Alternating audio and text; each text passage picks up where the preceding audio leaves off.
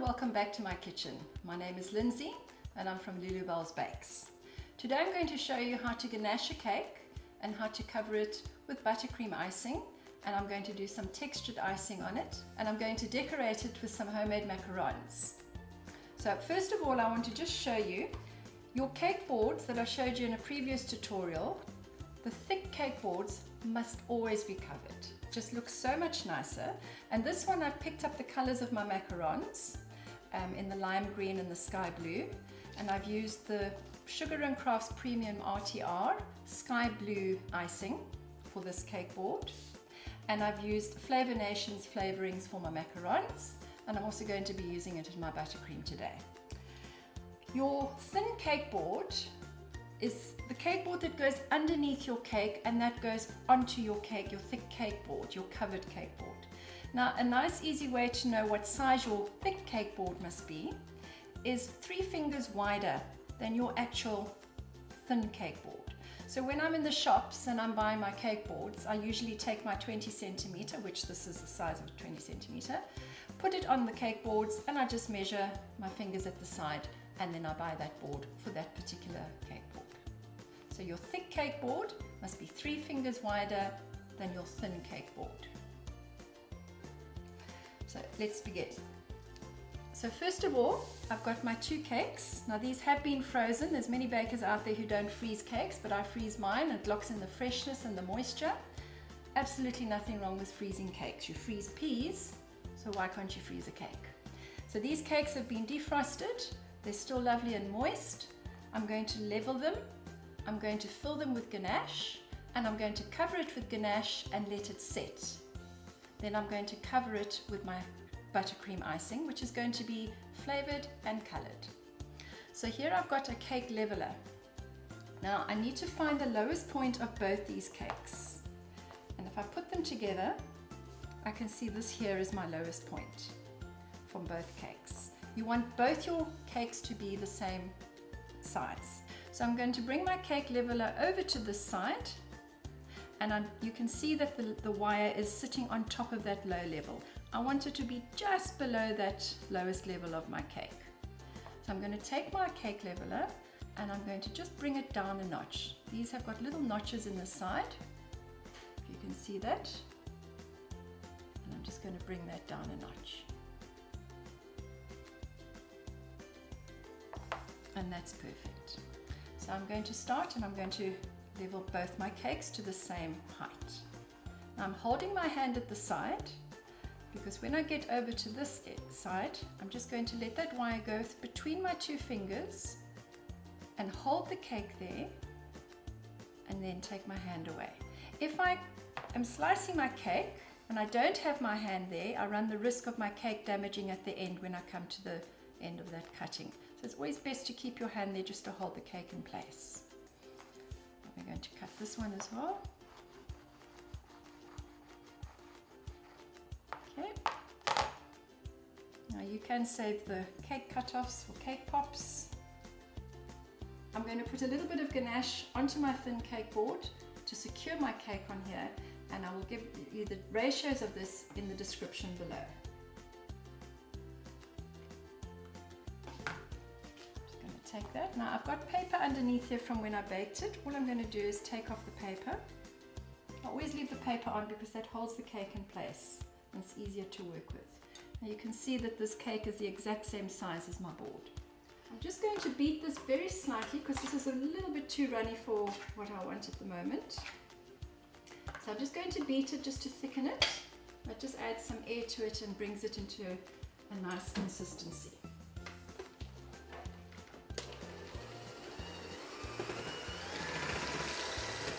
Okay, this is now a little bit thicker. And you can see it's also quite a bit whiter. If you beat ganache, it does lighten the mixture. Just want to add a little bit of the watermelon flavoring to this.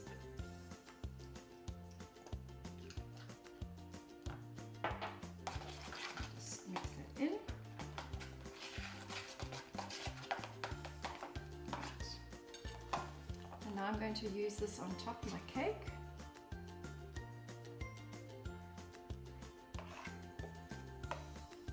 Just going to smooth it around. not to let it go over the edge just yet. Otherwise you end up with too much around the bottom tier, not enough around the top tier. And your ganache will set pretty quickly. And add a little bit more on top.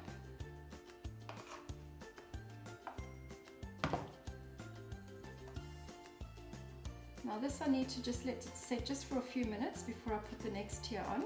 Otherwise what happens when you put it on, it tends to slip to the side. So I'm just going to pop this in the fridge just for about 3 or 4 minutes, just so that this has a chance to set. So while that's busy setting in the fridge, I'm using the bright blue from Sugar and Crafts, one of their color burst colors. And I'm just going to add a tiny drop of this. You don't want to add too much because you can rather add to your color than take out. And remember, your color will develop. I'm just going to mix that in.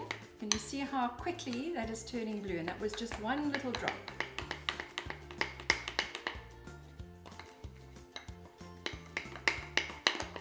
Now I want it to match more or less the color of the board. So I'm going to add one more drop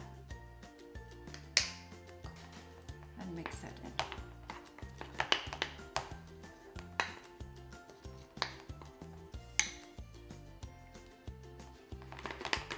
Put that to one side because that color will develop slightly, and while that's busy developing I can finish off the cake. Right, the cake's been in the fridge for about 3 minutes and I'm going to now carry on and ganache that. I'm taking my second layer of cake and I'm taking the paper off the back. Please don't forget to take your papers off the back of the cake. Now I always put my cut edges facing one another, so this side is going to face the other cut edge. I'm just going to put that on top of the chocolate, which is set nicely now, and I'm going to continue to ganache the cake. I'm going to pour the rest of the ganache on top, and then this is just going to be smoothed all around the cake. You can see how quickly that chocolate has dried inside. I don't want to put a thick layer of ganache on because this is going to have the buttercream finish on it. Just want to make sure the whole cake is covered with the ganache. Now I'm taking my scraper and I'm going to scrape all the way around, just scrape out any excess.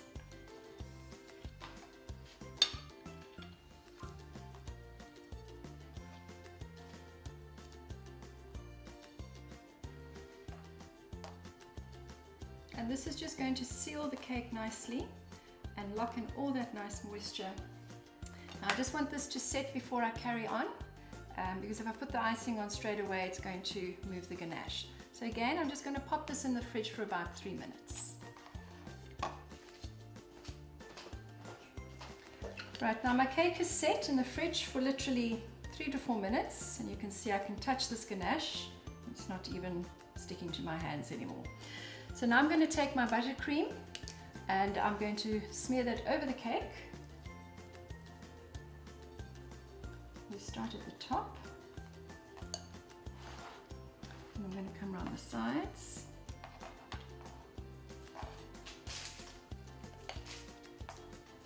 Now this cake's going to have a textured look to it, but I first want to get this base nice and smooth.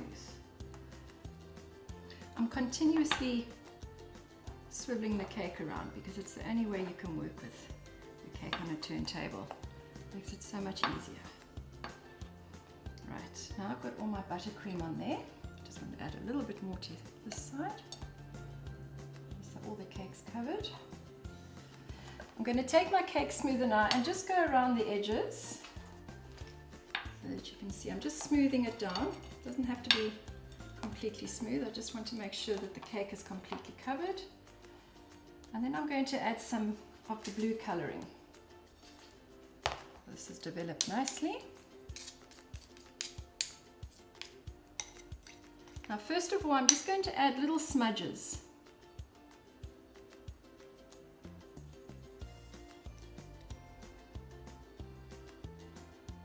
All the way around. Then I'm going to take the cake smoother again, and I'm going to smear that all the way around. You get quite a nice watercolor effect.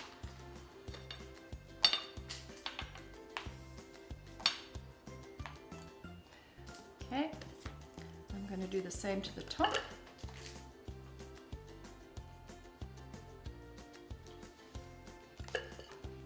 And again, I'm just going to smear it all the way around. There we go.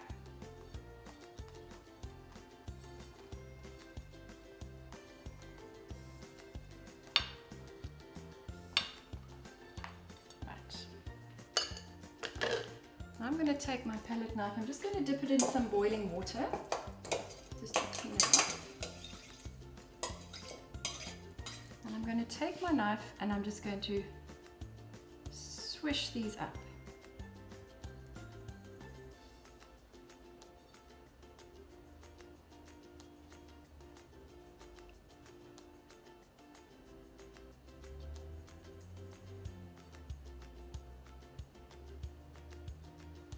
Just going to cover that bit over that came up there. And around the top, I'm going to do a similar idea. It's called my Swish cake. There we go. So before the buttercream icing dries, I'm just going to add a few little sprinkles on top. And you can see this matches my cake board and my macarons. And I'm just going to sprinkle this over the top.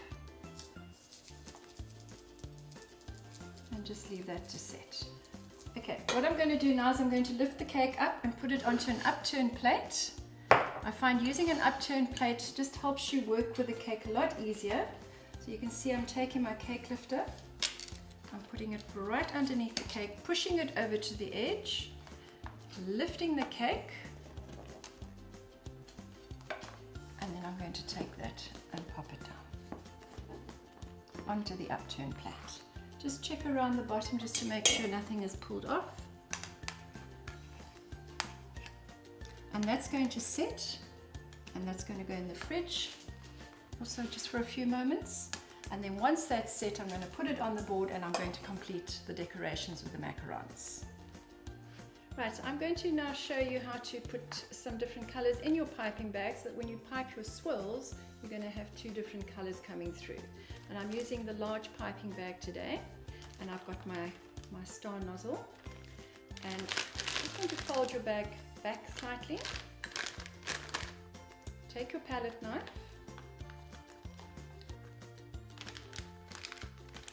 and add the color inside. So I'm scraping it inside, right down to the bottom and up the side of the bag.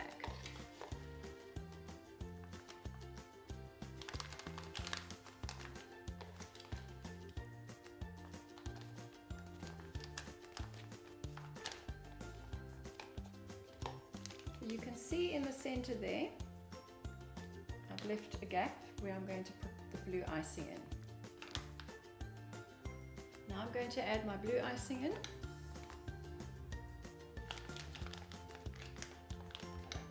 I'm just going to shake this down so that it gets down to the bottom. Right. So now I've got my cake and it's been chilled in the fridge for a few moments. It's dry to the touch. And I'm going to put it onto my cake board, and I'm just going to add a little bit of melted chocolate to the center. And you'll see in my previous tutorial that I use this, and this keeps your cakes nice and firm on the board. Pick your cake up. Can you see how easy it is once you've got your cake on an upturned plate? How easy it is to pick it up. You've got much more movement space underneath. So I'm just going to pop that onto the board. Get it centered. And drop it. Just turn it around. Here we go. I'm just going to pipe a few swirls. Now I just want to make sure that this colouring comes through first. Oh, I wanted to, right, there we go. Can you see when I pressed that, first the blue came out and then the two tones came out. I'm just going to pipe a few swirls around the top. So I'm just going to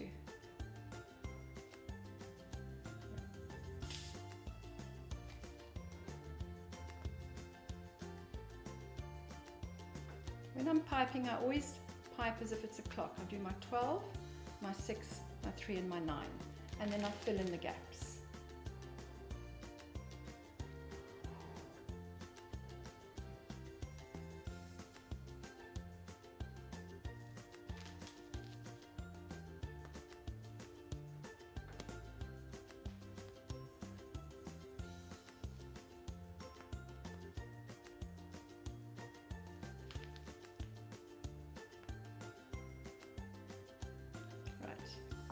Now I'm ready to put my macarons on.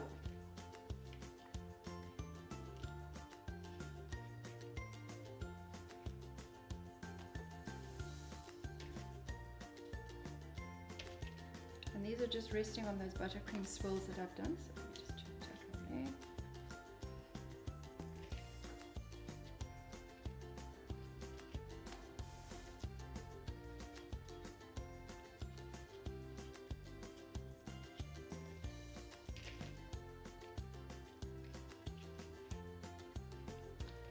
And then we can just pop the rest in the center.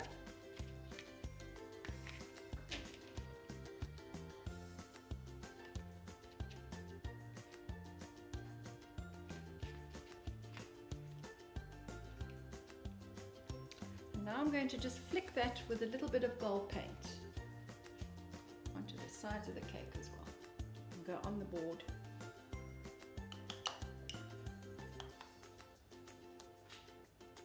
And this just adds another little detail to your cake.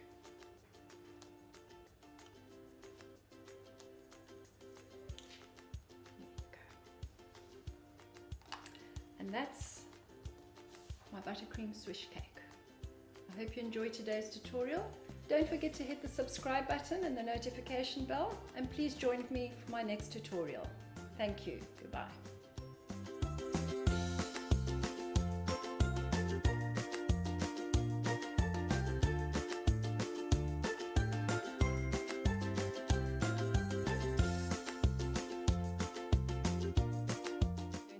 Textured icing on it, and I'm going to cover it,